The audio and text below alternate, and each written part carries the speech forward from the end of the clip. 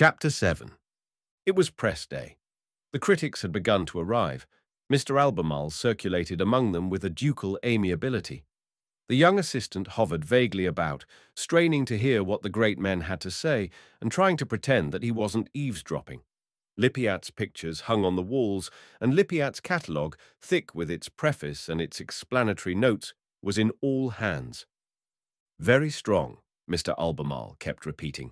Very strong indeed. It was his password for the day. Little Mr. Clue, who represented the Daily Post, was inclined to be enthusiastic. "How well he writes," he said to Mr. Albemarle, looking up from the catalogue, "and how well he paints. What impasto! Impasto! Impasto!" The young assistant sidled off unobtrusively to the desk and made a note of it. He would look the word up in Grubb's Dictionary of Art and Artists later on. He made his way back, circuitously and as though by accident, into Mr. Clue's neighbourhood. Mr. Clue was one of those rare people who have a real passion for art. He loved painting, all painting, indiscriminately. In a picture gallery, he was like a Turk in a harem. He adored them all. He loved Memling as much as Raphael. He loved Grunewald and Michelangelo, Holman Hunt and Manet, Romney and Tintoretto. How happy he could be with all of them.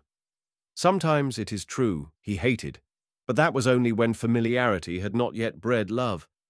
At the first post-impressionist exhibition, for example, in 1911, he had taken a very firm stand. "This is an obscene farce," he had written then.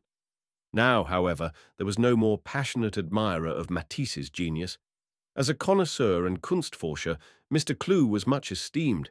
People would bring him dirty old pictures to look at, and he would exclaim at once, "Why, it's an El Greco, a Piazzetta, or some other suitable name." Asked how he knew, he would shrug his shoulders and say, "But it's signed all over." His certainty and his enthusiasm were infectious. Since the coming of El Greco into fashion, he had discovered dozens of early works by that great artist. For Lord Petersfield's collection alone, he had found 4 early El Grecos, all by pupils of Bassano. Lord Petersfield's confidence in Mr. Clue was unbounded. Not even that affair of the Primitives had shaken it. It was a sad affair. Lord Petersfield's Duccio had shown signs of cracking. The estate carpenter was sent for to take a look at the panel. He had looked. "A worse seasoned piece of Illinois hickory," he said, "I've never seen." After that, he looked at the Simone Martini. For that, on the contrary, he was full of praise. Smooth-grained, well-seasoned. It wouldn't crack, no, not in 100 years. A nicer slice of board never came out of America. He had a hyperbolical way of speaking. Lord Petersfield was extremely angry. He dismissed the estate carpenter on the spot. After that, he told Mr. Clue that he wanted a Giorgione, and Mr. Clue went out and found him one which was signed all over. "I like this very much," said Mr. Clue, pointing to one of the thoughts with which Lippiatt had prefaced his catalogue. "Genius," he adjusted his spectacles and began to read aloud, "is life. Genius is a force of nature. In art, nothing else counts. The modern impotents, who are afraid of genius and who are envious of it, have invented in self-defense the notion of the artist. The artist with his sense of form, his style, his devotion to pure beauty, etc., etc. But genius includes the artist. Every genius has, among very many others, the qualities attributed by the impotents to the artist. The artist without genius is a carver of fountains, through which no water flows." "Very true," said Mr. Clue. "Very true indeed." He marked the passage with his pencil. Mr. Albemarle produced the password. "Very strongly put," he said. "I have always felt that myself," said Mr. Clue. "El Greco, for example." "Good morning. What about El Greco?" said a voice, all in one breath. The thin, long, skin-covered skeleton of Mr. Mallard hung over them like a guilty conscience. Mr. Mallard wrote every week in the Hebdomadal Digest. He had an immense knowledge of art and a sincere dislike of all that was beautiful. The only modern painter whom he really admired was Hodler. All others were treated by him with a merciless savagery. He tore them to pieces in his weekly articles with all the holy gusto of a Calvinist iconoclast smashing images of the Virgin. What about El Greco? He repeated. He had a peculiarly passionate loathing of El Greco. Mr. Clew smiled up at him propitiatingly. He was afraid of Mr. Mallard. His enthusiasms were no match for Mr. Mallard's erudite and logical disgusts. I was merely quoting him as an example, he said. An example, I hope, of incompetent drawing, baroque composition, disgusting forms, garish colouring, and hysterical subject matter. Mr. Mallard showed his old ivory teeth in a menacing smile. Those are the only things which El Greco's work exemplifies. Mr. Clew gave a nervous little laugh. What do you think of these? He asked, pointing to Lippiat's canvases. They look to me very ordinarily bad, answered Mr. Mallard. The young assistant listened appalled. In a business like this, how was it possible to make good? All the same, said Mr. Clew courageously, I like that bowl of roses in the window with the landscape behind. Number 29. He looked in the catalogue, and there's a really charming little verse about it. O beauty of the rose, goodness as well as perfume exhaling, who gazes on these flowers, on this blue hill and ripening field, he knows, where duty leads and that the nameless powers in a rose can speak their will. Really charming. Mr. Clew made another mark with his pencil. But commonplace, commonplace. Mr. Mallard shook his head. And in any case, a verse can't justify a bad picture. What an unsubtle harmony of colour, and how uninteresting the composition is. That receding diagonal, it's been worked to death. He too made a mark in his catalogue, a cross and a little circle, arranged like the skull and crossbones on a pirate's flag. Mr. Mallard's catalogues were always covered with these little marks. They were his symbols of condemnation. Mr. Albemarle, meanwhile, had moved away to greet the new arrivals. To the critic of the Daily Cinema, he had to explain that there were no portraits of celebrities. The reporter from the Evening Planet had to be told which were the best pictures. Mr. Lippiat, he dictated, is a poet and philosopher as well as a painter. His catalogue is a, declaration of faith. The reporter took it down in shorthand. And very nice, too, he said. I'm most grateful to you, sir, most grateful. And he hurried away to get to the cattle show before the king should arrive. Mr. Albemarle affably addressed himself to the critic of the Morning Globe. I always regard this gallery, said a loud and cheerful voice, full of bulls and canaries in chorus, as positively a mauvais lieu, such exhibitions. And Mr. Mercapton shrugged his shoulders expressively. He halted to wait for his companion. Mrs. Vivash had lagged behind, reading the catalogue as she slowly walked along. It's a complete book, she said, full of poems and essays and short stories even, so far as I can see. Oh, the usual cracker mottos. Mr. Mercapton laughed. I know the sort of thing. Look after the past, and the future will look after itself. God squared minus man squared equals art plus life times art minus life. The higher the art, the fewer the morals. Only that's too nearly good sense to have been invented by Lippiat. But I know the sort of thing. I could go on like that forever. Mr. Mercapton was delighted with himself. I'll read you one of them, said Mrs. Vivash. A picture is a chemical combination of plastic form and spiritual significance. Crikey, said Mr. Mercapton. Those who think that a picture is a matter of nothing but plastic form are like those who imagine that water is made of nothing but hydrogen. Mr. Mercapton made a grimace. What writing, he exclaimed. Le style, c'est l'homme. Lippiat hasn't got a style. Argal, inexorable conclusion. Lippiat doesn't exist. My word, though, look at those horrible great nudes there, like Carasis with cubicle muscles. Samson and Delilah, said Mrs. Vivash. Would you like me to read about them? Certainly not. Mrs. Vivash did not press the matter. Casimir, she thought, must have been thinking of her when he wrote this little poem about poets and women, cross-genius, torments, the sweating of masterpieces. She sighed. Those leopards are rather nice, she said, and looked at the catalogue again. An animal is a symbol, and its form is significant. In the long process of adaptation, evolution has refined and simplified and shaped, till every part of the animal expresses one desire, a single idea. Man, who has become what he is, not by specialization, but by generalization, symbolizes with his body no one thing. He is a symbol of everything, from the most hideous and ferocious bestiality to Godhead. "Dear me," said Mr. Mercaptan. A canvas of mountains and enormous clouds, like nascent sculptures, presented itself.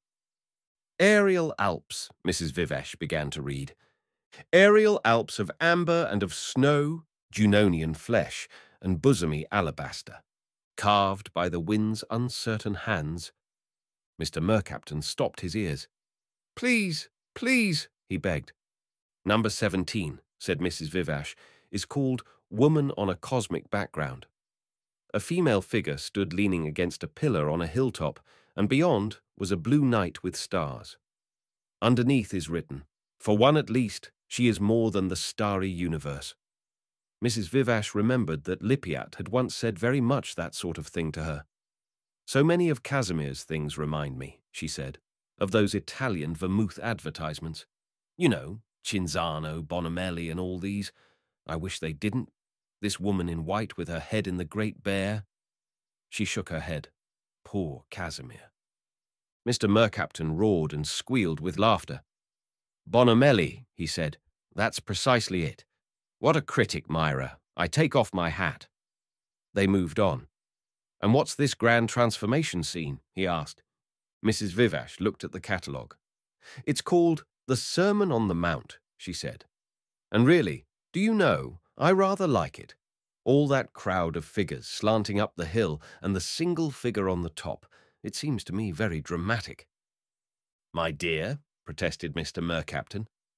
"And in spite of everything," said Mrs. Vivesh, feeling suddenly and uncomfortably that she had somehow been betraying the man, "he's really very nice, you know.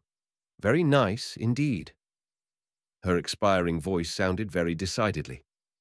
"Ah, ces femmes!" exclaimed Mr. Mercaptan. "Ces femmes! They're all Pasiphaes and Ladas. They all in their hearts prefer beasts to men, savages to civilized beings. Even you, Myra, I really believe." He shook his head. Mrs. Vivesh ignored the outburst. "Very nice," she repeated thoughtfully. "Only rather a bore." Her voice expired altogether. They continued their round of the gallery. Chapter 8. Critically, in the glasses of Mr. Bojanus's fitting room, Gumbrel examined his profile, his back view.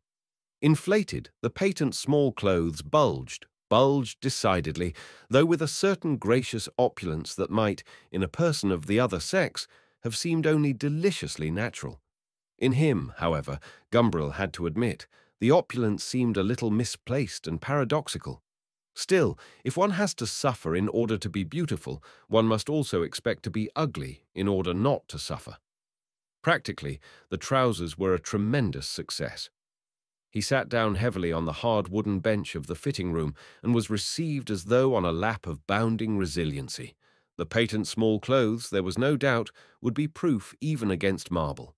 And the coat, he comforted himself, would mask with its skirts the too decided bulge, or if it didn't, well, there was no help for it.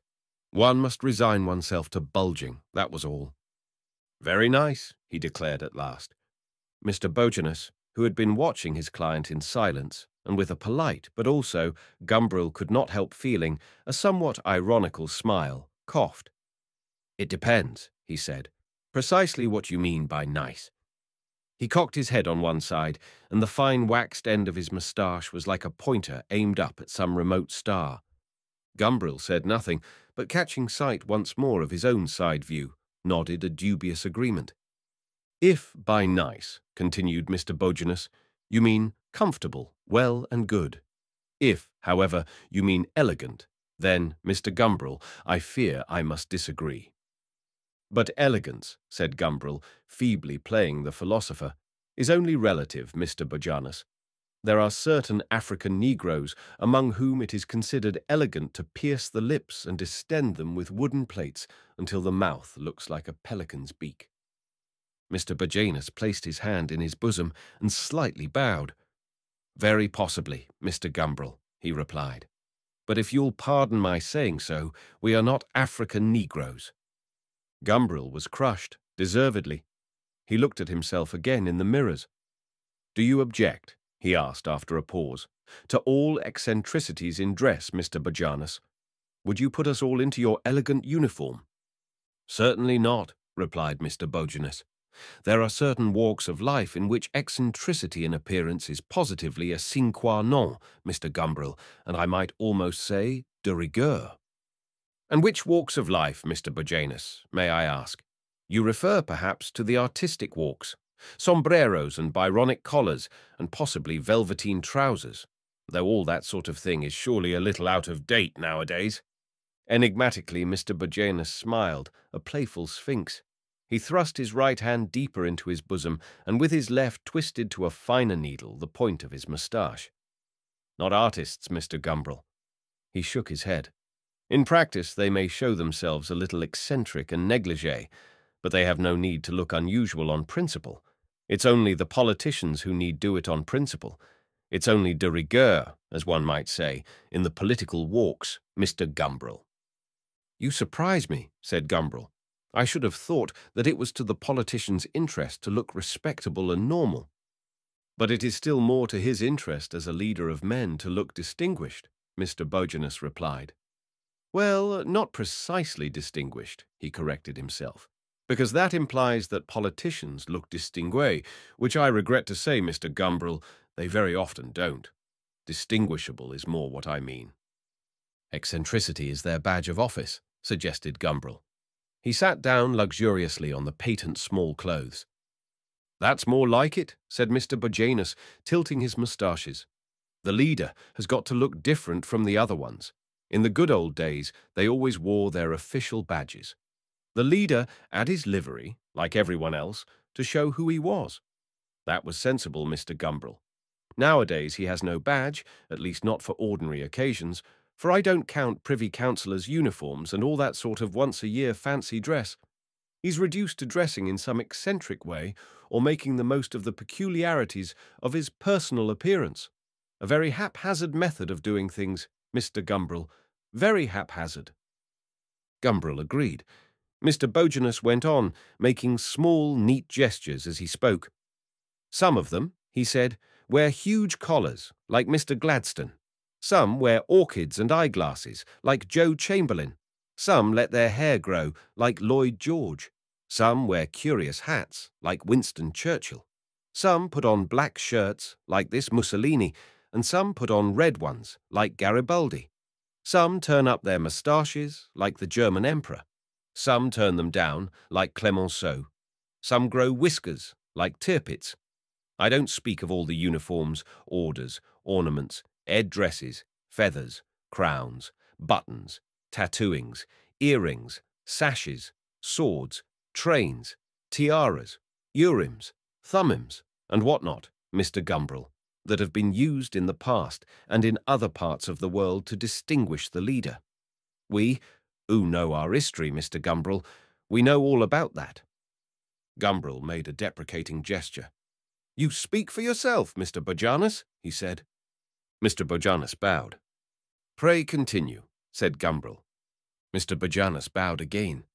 "Well, Mr. Gumbril," he said, "the point of all these things, as I've already remarked, is to make the leader look different, so that he can be recognized at the first coup d'oeil, as you might say, by the herd he happens to be leading.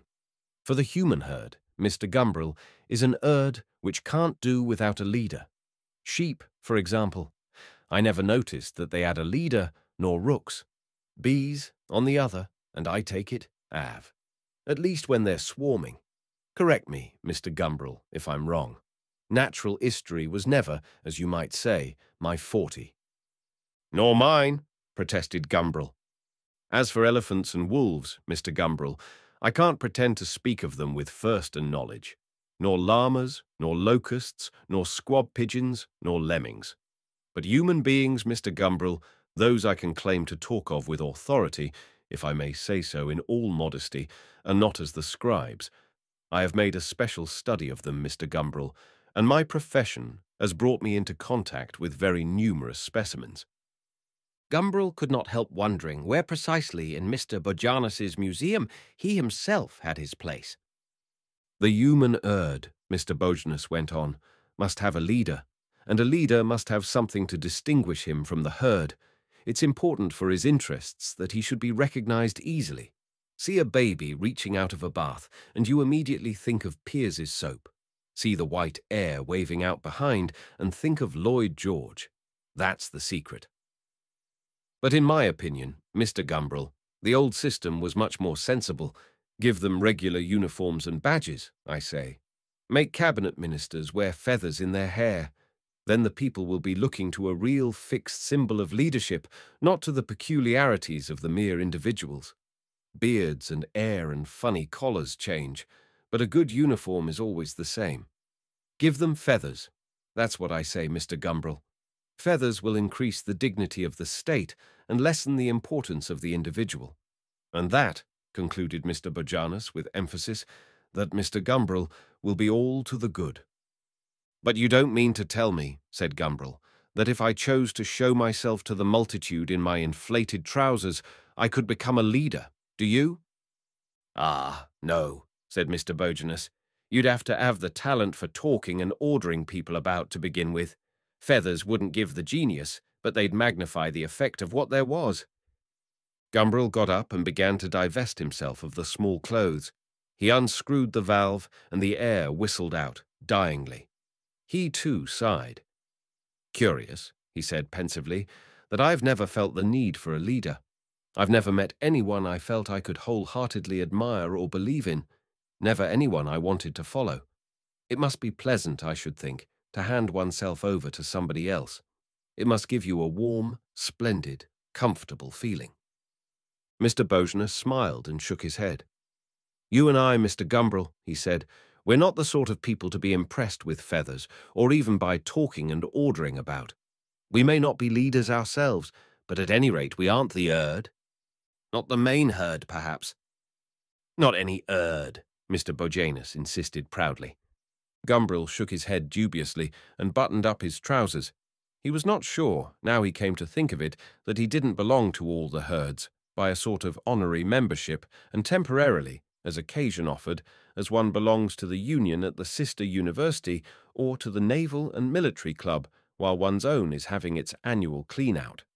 Shearwater's herd, Lippiat's herd, Mr. Mercaptan's herd, Mrs. Vivish's herd, the architectural herd of his father, the educational herd, but that, thank God, was now bleating on distant pastures. The herd of Mr. Bojanus. He belonged to them all a little, to none of them completely. Nobody belonged to his herd. How could they? No chameleon can live with comfort on a tartan. He put on his coat. I'll send the garments this evening, said Mr. Bojanus. Gumbrel left the shop. At the theatrical wig-maker's in Leicester Square, he ordered a blonde fan-shaped beard to match his own hair and moustache. He would, at any rate, be his own leader. He would wear a badge, a symbol of authority. And Coleman had said that there were dangerous relations to be entered into by the symbol's aid. Ah, now he was provisionally a member of Coleman's herd. It was all very depressing. Fan-shaped, blonde, mounted on gauze, and guaranteed undetectable. It arrived from the wig-maker, preciously packed in a stout cardboard box 6 times too large for it, and accompanied by 1/4 pint of the choicest spirit gum. In the privacy of his bedroom, Gumbrel uncoffined it, held it out for his own admiration, caressed its silkiness, and finally tried it on, holding it provisionally to his chin in front of the looking-glass. The effect, he decided immediately, was stunning, was grandiose. From melancholy and all too mild, he saw himself transformed on the instant into a sort of jovial Henry VIII, into a massive Rabelaisian man, broad and powerful and exuberant with vitality and hair. The proportions of his face were startlingly altered. The podium, below the mouth, had been insufficiently massive to carry the stately order of the nose, and the ratiocinative attic of the forehead, noble enough, no doubt, in itself, had been disproportionately high. The beard now supplied the deficiencies in the stylobate, and planted now on a firm basement of will, the order of the senses, the aerial attic of ideas, reared themselves with a more classical harmoniousness of proportion. It only remained for him to order from Mr. Berjanus an American coat, padded out at the shoulders as squarely and heroically as a doublet of the Cinquecento, and he would look the complete Rabelaisian man. Great eater, deep drinker, stout fighter, prodigious lover, clear thinker, creator of beauty, seeker of truth, and prophet of heroic grandeurs. Fitted out with coat and beard, he could qualify for the next vacancy among the Cenobites of Thelema. He removed his beard, put his beaver up, as they used to say in the fine old days of chivalry. He would have to remember that little joke for Coleman's benefit. He put his beaver up, ha, and stared ruefully at the far from Rabelaisian figure which now confronted him. The moustache, that was genuine enough, which had looked, in conjunction with the splendid work of art below, so fierce and manly, served by itself, he now perceived, only droopily to emphasize his native mildness and melancholy. It was a dismal affair, which might have belonged to Maurice Barrès in youth, a slanting, flagging, sagging thing, such as could only grow on the lip of an assiduous cultivator of the me, and would become, as one grew older, ludicrously out of place on the visage of a roaring nationalist. If it weren't that it fitted in so splendidly with the beard, if it weren't that it became so marvellously different in the new context he had now discovered for it, he would have shaved it off then and there. Mournful appendage. But now he would transform it, he would add to it its better half. Zadig's quatrain to his mistress, when the tablet on which it was written was broken in two, became a treasonable libel on the king. So this moustache, thought Gumbrel, as gingerly he applied the spirit gum to his cheeks and chin, this moustache, which by itself serves only to betray me, becomes, as soon as it is joined to its missing context, an amorous arm for the conquest of the fair sex.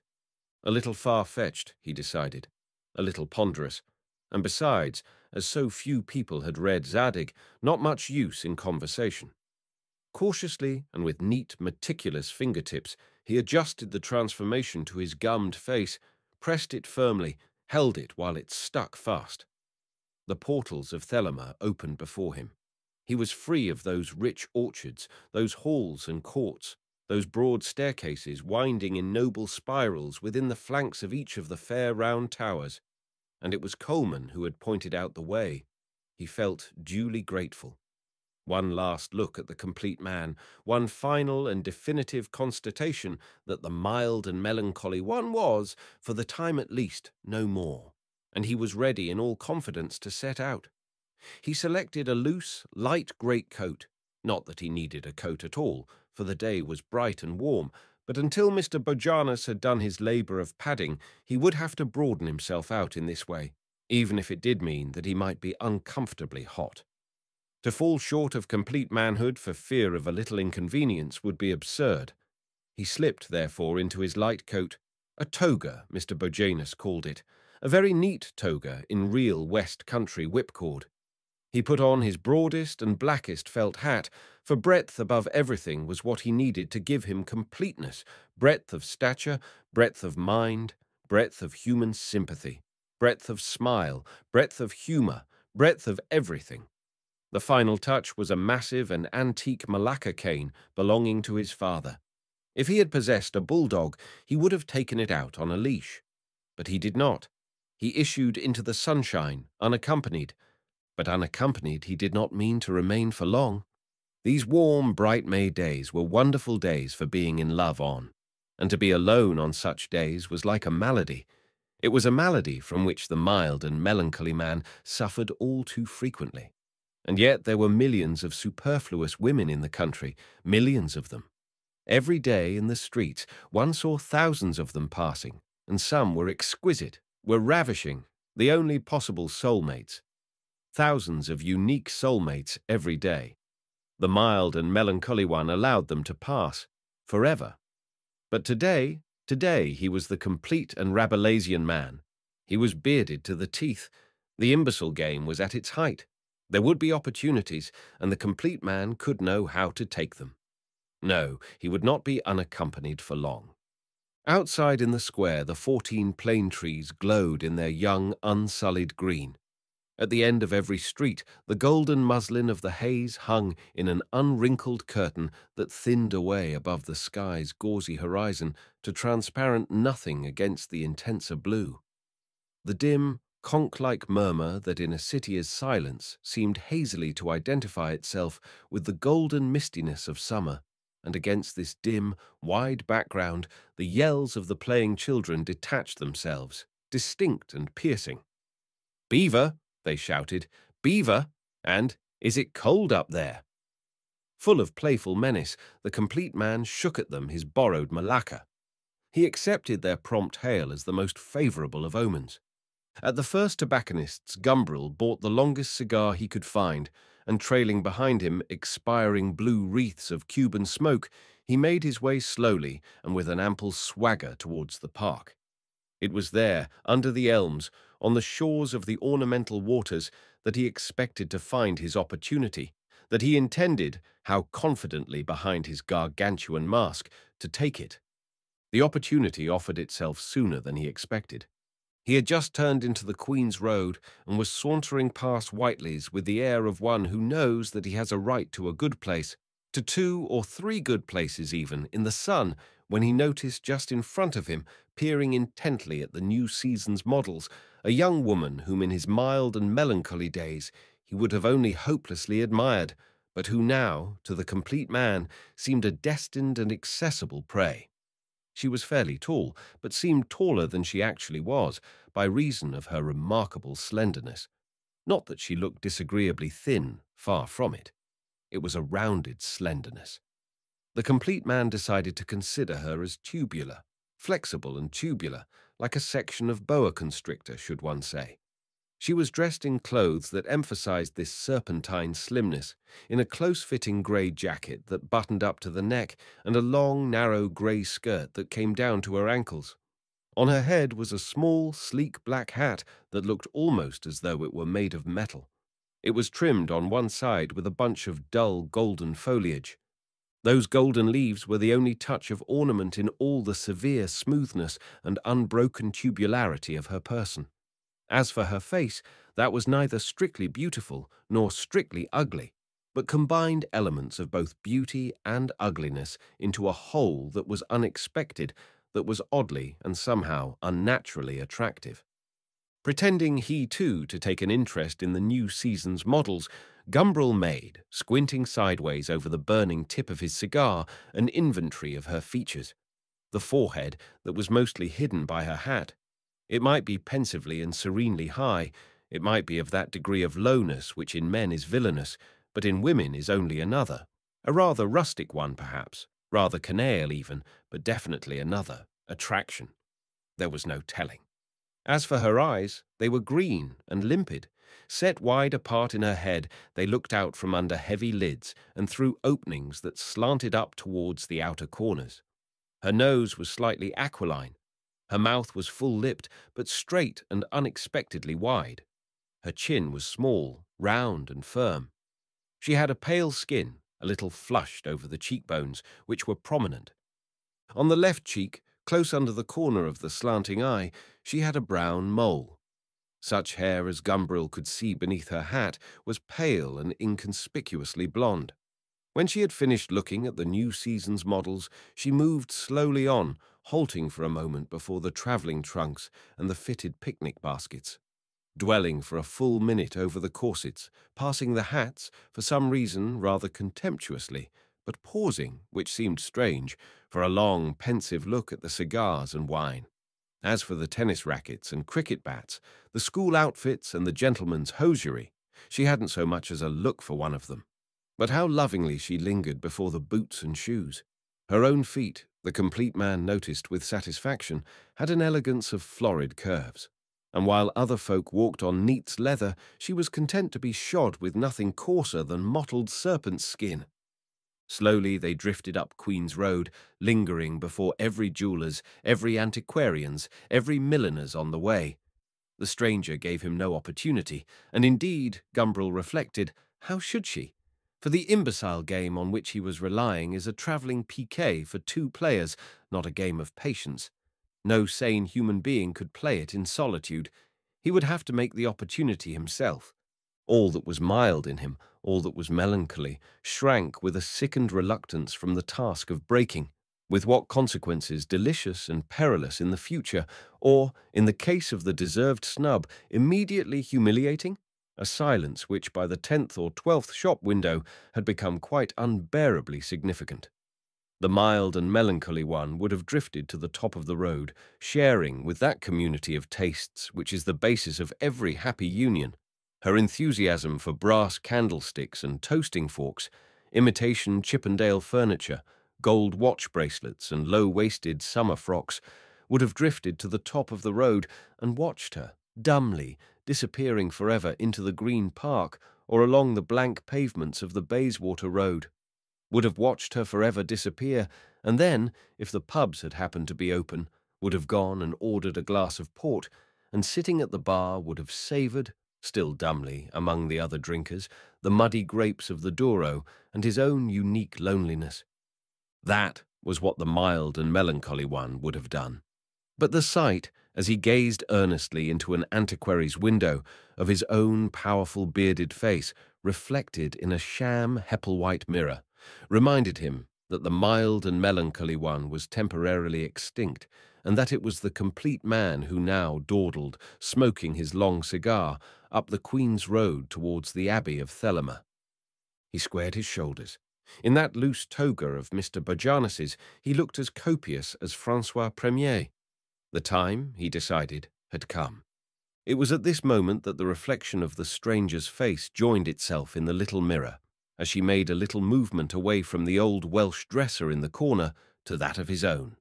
She looked at the spurious Hepplewhite. Their eyes met in the hospitable glass. Gumbrel smiled. The corners of the stranger's wide mouth seemed faintly to move.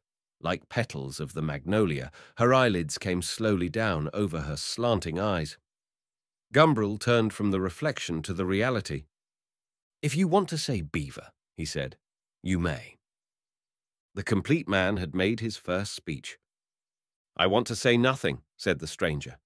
She spoke with a charming precision and distinctness, lingering with a pretty emphasis on the N of nothing.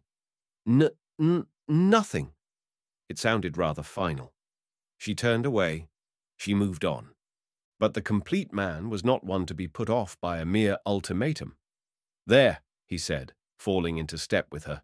"Now I've had it. The deserved snub. Honour is saved, prestige duly upheld. Now we can get on with our conversation." The mild and melancholy one stood by, gasping with astonished admiration. "You are very impertinent," said the stranger, smiling and looking up from under the magnolia petals. "It is in my character," said the complete man. "You mustn't blame me. One cannot escape from one's heredity. That's one's share of original sin." "There is always grace," said the stranger. Gumbrel caressed his beard. "True," he replied. "I advise you to pray for it." His prayer, the mild and melancholy one reflected, had already been answered. The original sin in him had been self-corrected. "Here is another antique shop," said Gumbrel. "Shall we stop and have a look at it?" The stranger glanced at him doubtfully, but he looked quite serious. They stopped. "How revolting this sham cottage furniture is," Gumbrel remarked. The shop, he noticed, was called Ye Old Farmhouse. The stranger, who had been on the point of saying how much she liked those lovely old Welsh dresses, gave him her heartiest agreement. So vulgar. So horribly refined, so refined and artistic. She laughed on a descending chromatic scale. This was excitingly new. Poor Aunt Aggie with her arts and crafts and her old English furniture. And to think she had taken them so seriously. She saw in a flash the fastidious lady that she now was, with Louis whatever it was furniture at home, and jewels, and young poets to tea, and real artists. In the past, when she had imagined herself entertaining real artists, it had always been among really artistic furniture. Aunt Aggie's furniture. But now, no, oh no. This man was probably an artist, his beard and that big black hat, but not poor, very well dressed. Yes, it's funny to think that there are people who call that sort of thing artistic. One's quite sorry for them, she added, with a little hiss. You have a kind heart, said Gumbrel. I'm glad to see that. Not very kind, I'm afraid. She looked at him sideways, and significantly as the fastidious lady would have looked at one of the poets. Well, kind enough, I hope, said the complete man. He was delighted with his new acquaintance. Together they disembogued into the Bayswater Road. It was here, Gumbrel reflected, that the mild and melancholy one would dumbly have slunk away to his glass of port and his loneliness among the alien topers at the bar. But the complete man took his new friend by the elbow and steered her into the traffic. Together they crossed the road, together entered the park. I still think you are very impertinent, said the lady. What induced you to follow me? With a single comprehensive gesture, Gumbrel indicated the sun, the sky, the green trees airily glittering, the grass, the emerald lights and violet shadows of the rustic distance. On a day like this, he said, how could I help it? Original sin? Oh, the complete man modestly shook his head. I lay no claim to originality in this. The stranger laughed. This was nearly as good as a young poet at the tea table. She was very glad that she'd decided, after all, to put on her best suit this afternoon, even if it was a little stuffy for the warmth of the day. He too, she noticed, was wearing a great coat, which seemed rather odd. Is it original, he went on, to go and tumble stupidly like an elephant into a pitfall, head over ears, at first sight? She looked at him sideways, then closed down the magnolia petals and smiled. This was going to be the real thing, one of those long, those interminable, or, at any rate, indefinitely renewable conversations about love, witty, subtle, penetrating and bold, like the conversations in books, like the conversations across the tea table between brilliant young poets and ladies of quality, grown fastidious through an excessive experience, fastidious and a little weary, but still, in their subtle way, insatiably curious.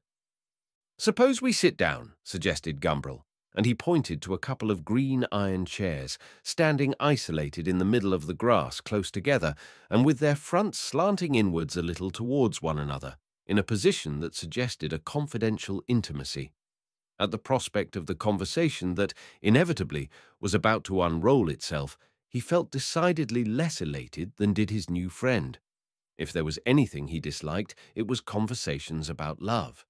It bored him. Oh, it bored him most horribly, this minute analysis of the passion that young women always seem to expect one, at some point or other in one's relation with them, to make. How love alters the character for both good and bad. How physical passion need not be incompatible with the spiritual. How a hateful and tyrannous possessiveness can be allied in love with the most unselfish solicitude for the other party. Oh, he knew all this, and much more. So well, so well. And whether one can be in love with more than one person at a time, whether love can exist without jealousy, whether pity, affection, desire can in any way replace the full and genuine passion. How often he had to thrash out these dreary questions. And all the philosophic speculations were equally familiar, all the physiological and anthropological and psychological facts. In the theory of the subject he had ceased to take any interest. Unhappily, a discussion of the theory always seemed to be an essential preliminary to the practice of it. He sighed a little wearily as he took his seat on the green iron chair, but then, recollecting that he was now the complete man, and that the complete man must do everything with a flourish and a high hand, he leaned forward and, smiling with a charming insolence through his beard, began. Tiresias, you may remember, was granted the singular privilege of living both as a man and a woman. Ah, this was the genuine young poet. Supporting an elbow on the back of her chair and leaning her cheek against her hand, she disposed herself to listen and, where necessary, brilliantly to interpolate. It was through half-closed eyes that she looked at him, and she smiled faintly in a manner which she knew, from experience, to be enigmatic, and though a shade haughty, though a tiny bit mocking and ironical, exceedingly attractive. An hour and a half later, they were driving towards an address in Bloxham Gardens, Maida Vale. The name seemed vaguely familiar to Gumbrel. Bloxham Gardens. Perhaps one of his aunts had lived there once. "It's a daycare. Dreadful little maisonette," she explained, "full of awful things. We had to take it furnished. It's so impossible to find anything now." Gumbrel leaned back in his corner, wondering, as he studied that averted profile, who or what this young woman could be. She seemed to be in the obvious movement, to like the sort of things one would expect people to like. She seemed to be as highly civilized, in Mr. Mercaptan's rather technical sense of the term, as free of all prejudices as the great exponent of civilization himself. She seemed, from her coolly dropped hints, to possess all the dangerous experience, all the assurance and easy ruthlessness of a great lady whose whole life is occupied in the interminable affairs of the heart, the senses, and the head. But, by a strange contradiction, she seemed to find her life narrow and uninteresting.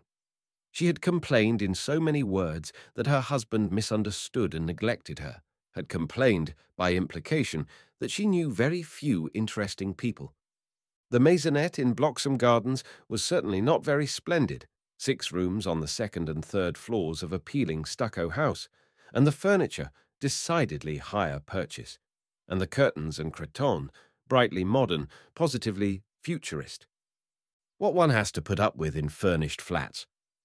The lady made a grimace as she ushered him into the sitting-room, and while she spoke the words, she really managed to persuade herself that the furniture wasn't theirs, that they had found all this sordid stuff cluttering up the rooms, not chosen it, oh, with pains. Themselves, not doggedly paid for it, month by month. "Our own things," she murmured vaguely, "are stored. In the Riviera, it was there, under the palms, among the gaudy melon flowers and the croupiers, that the fastidious lady had last held her salon of young poets.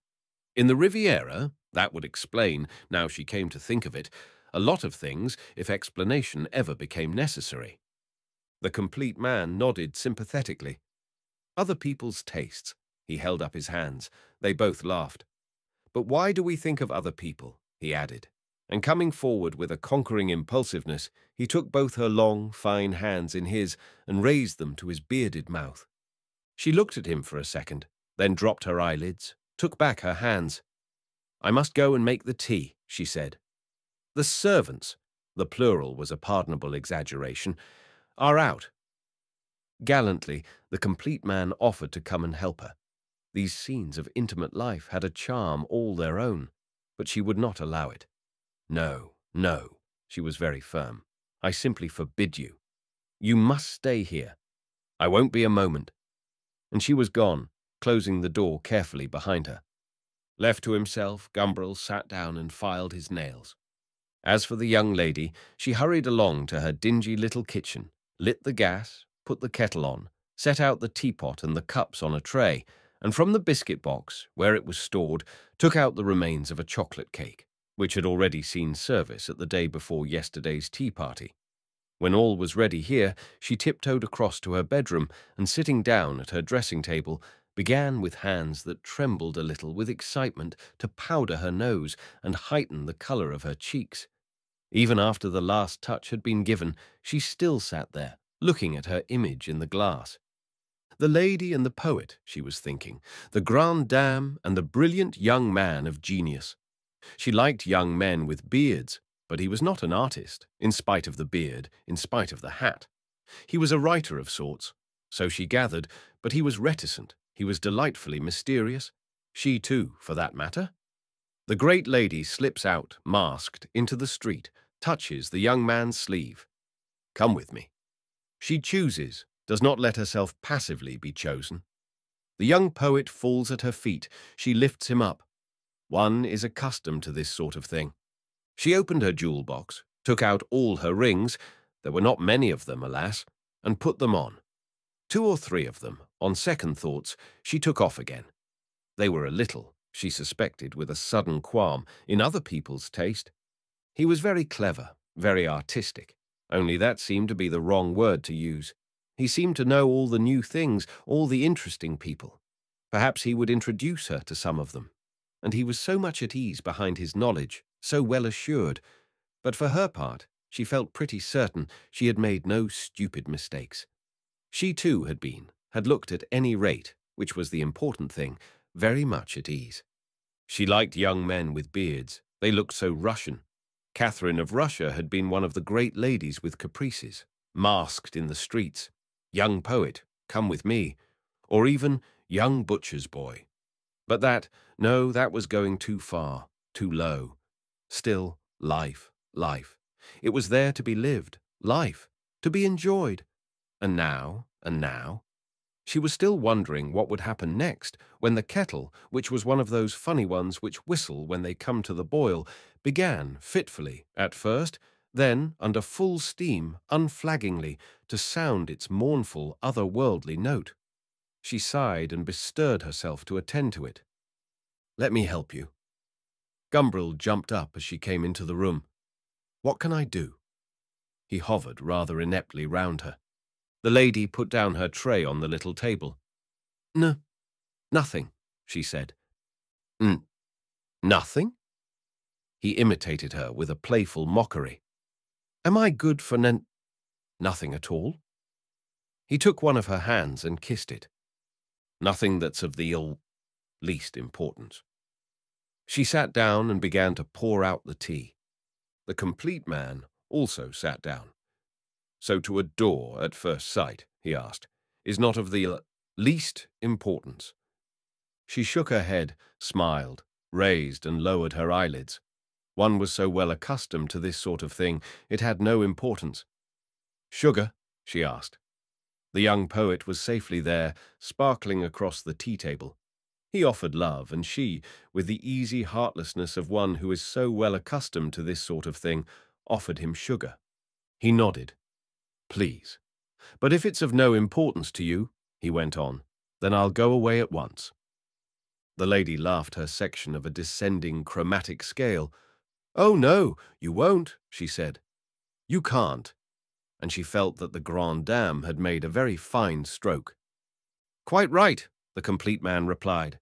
"I couldn't." He stirred his tea. "But who are you?" He looked up at her suddenly. "You devilish female." He was genuinely anxious to know, and besides, he was paying her a very pretty compliment. "What do you do with your dangerous existence?" "I enjoy life," she said. "I think one ought to enjoy life. Don't you? I think it's one's first duty." She became quite grave. "One ought to enjoy every moment of it," she said. "Oh, passionately, adventurously, newly, excitingly, uniquely." The complete man laughed. "A conscientious hedonist, I see." She felt uncomfortably that the fastidious lady had not quite lived up to her character. She had spoken more like a young woman who finds life too dull and daily and would like to get on to the cinema. "I am very conscientious," she said, making significant play with the magnolia petals and smiling her riddling smile. She must retrieve the great Catherine's reputation. "I could see that from the first," mocked the complete man with a triumphant insolence. "Conscience doth make cowards of us all." The fastidious lady only contemptuously smiled. "Have a little chocolate cake," she suggested. Her heart was beating. She wondered. There was a long silence. Gumbrill finished his chocolate cake, gloomily drank his tea, and did not speak. He found, all at once, that he had nothing to say. His jovial confidence seemed, for the moment, to have deserted him.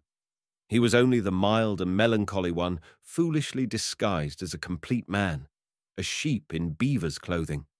He entrenched himself behind his formidable silence and waited at first, sitting in his chair, then, when this total inactivity became unbearable, striding about the room. She looked at him, for all her air of serene composure, with a certain disquiet. What on earth was he up to now?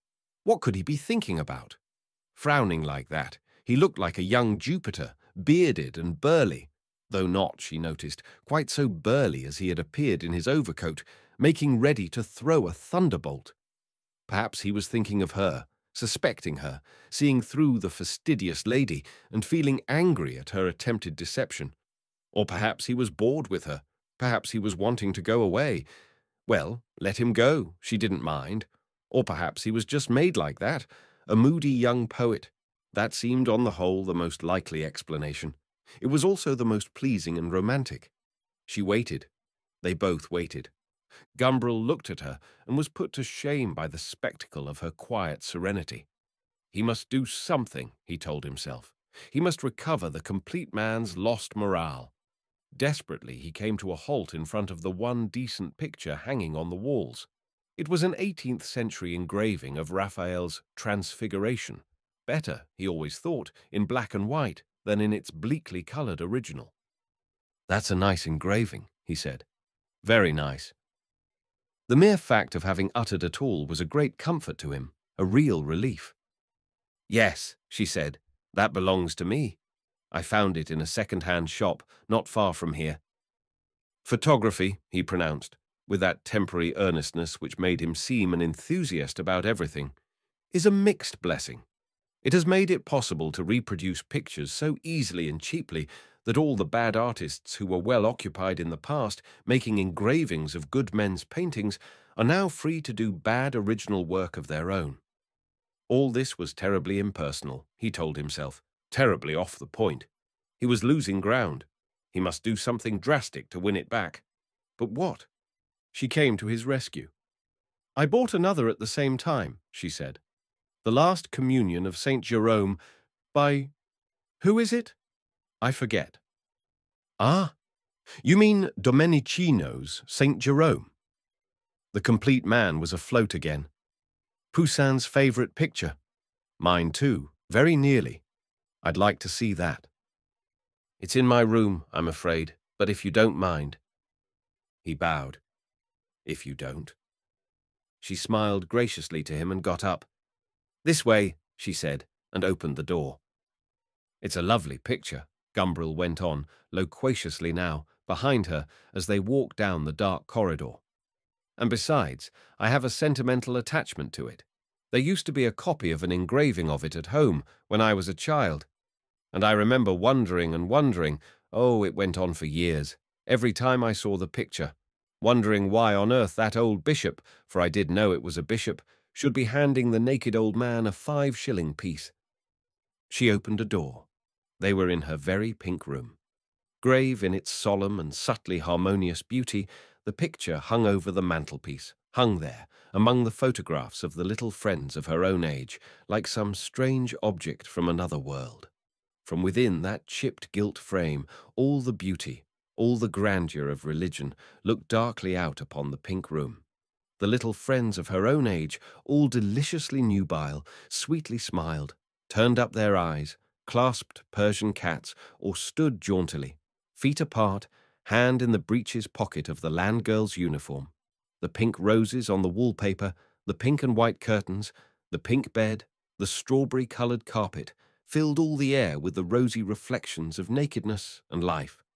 And utterly remote, absorbed in their grave, solemn ecstasy, the robed and mitred priest held out, the dying saint yearningly received, the body of the Son of God. The ministrants looked gravely on. The little angels looped in the air above a gravely triumphant festoon. The lion slept at the saint's feet, and through the arch beyond, the eye travelled out over a quiet country of dark trees and hills. "There it is," she waved towards the mantelpiece, but Gumbrel had taken it all in long ago. "You see what I mean by the 5-shilling piece?" And stepping up to the picture, he pointed to the round, bright wafer which the priest holds in his hand, and whose averted disk is like the essential sun at the centre of the picture's harmonious universe. "Those were the days of 5-shilling pieces," he went on. "You're probably too young to remember those large, lovely things. They came my way occasionally, and consecrated wafers didn't, so you can understand how much the picture puzzled me. A bishop giving a naked old man 5 shillings in a church, with angels fluttering overhead and a lion sleeping in the foreground. It was obscure. It was horribly obscure." He turned away from the picture and confronted his hostess, who was standing a little way behind him, smiling enigmatically and invitingly. Obscure, he repeated. But so is everything. So is life in general. And you, he stepped towards her. You in particular. Am I? She lifted her limpid eyes at him. Oh, how her heart was beating, how hard it was to be the fastidious lady, calmly satisfying her caprice. How difficult it was to be accustomed to this sort of thing. What was going to happen next? What happened next was that the complete man came still closer, put his arms round her as though he were inviting her to the foxtrot, and began kissing her with a startling violence. His beard tickled her neck. Shivering a little, she brought down the magnolia petals across her eyes. The complete man lifted her up, walked across the room, carrying the fastidious lady in his arms, and deposited her on the rosy catafalque of the bed. Lying there with her eyes shut, she did her best to pretend she was dead. Gumbrill had looked at his wristwatch and found that it was 6 o'clock. Already? He prepared himself to take his departure. Wrapped in a pink kimono, she came out into the hall to wish him farewell. "When shall I see you again, Rosie?" He had learnt that her name was Rosie. She had recovered her great lady's equanimity and detachment and was able to shrug her shoulders and smile. "How should I know?" she asked, implying that she could not foresee what her caprice might be an hour hence. "May I write, then, and ask one of these days, if you do know?" She put her head on one side and raised her eyebrows, doubtfully. At last nodded. "Yes, you can write," she permitted. "Good," said the complete man, and picked up his wide hat. She held out her hand to him with stateliness, and with a formal gallantry he kissed it. He was just closing the front door behind him when he remembered something. He turned round. "I say," he called after the retreating pink kimono, "it's rather absurd. But how can I write? I don't know your name. I can't just address it, Rosie." The great lady laughed delightedly. This had the real capriccio flavor. "Wait," she said, and she ran into the sitting room. She was back again in a moment with an oblong of pasteboard. "There," she said, and dropped it into his greatcoat pocket. Then, blowing a kiss, she was gone. The complete man closed the door and descended the stairs. "Well, well," he said to himself. "Well, well." He put his hand in his coat pocket and took out the card. In the dim light of the staircase, he read the name on it with some difficulty. Mrs. James, but no. He read again, straining his eyes. There was no question of it. Mrs. James Shearwater. Mrs. James Shearwater. That was why he had vaguely known the name of Bloxham Gardens. Mrs. James Shear. Step after step he descended, ponderously. "Good Lord," he said out loud. "Good Lord." But why had he never seen her? Why did Shearwater never produce her? Now he came to think of it, he hardly ever spoke of her. Why had she said the flat wasn't theirs? It was. He had heard Shearwater talk about it. Did she make a habit of this sort of thing? Could Shearwater be wholly unaware of what she was really like? But, for that matter, what was she really like? He was halfway down the last flight when, with a rattle and a squeak of hinges, the door of the house, which was only separated by a short lobby from the foot of the stairs, opened, revealing, on the doorstep, Shearwater and a friend eagerly talking. "I take my rabbit," the friend was saying. He was a young man with dark, protruding eyes and staring, doggy nostrils, very eager, lively and loud. "I take my rabbit, and I inject into it the solution of eyes, pulped eyes of another dead rabbit. You see?" Gumbrill's first instinct was to rush up the stairs and hide in the first likely-looking corner, but he pulled himself together at once. He was a complete man, and complete men do not hide.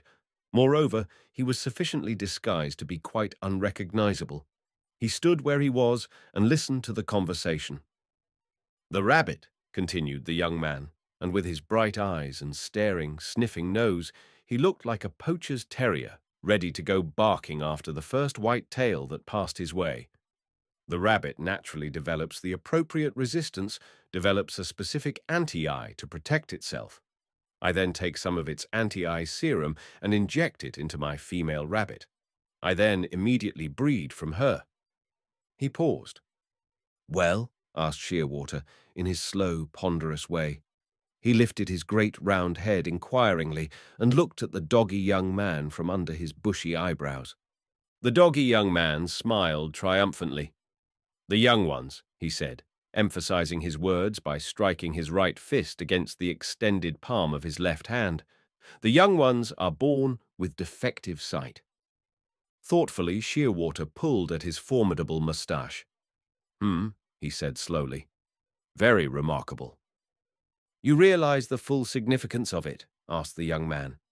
"We seem to be affecting the germ plasm directly. We have found a way of making acquired characteristics."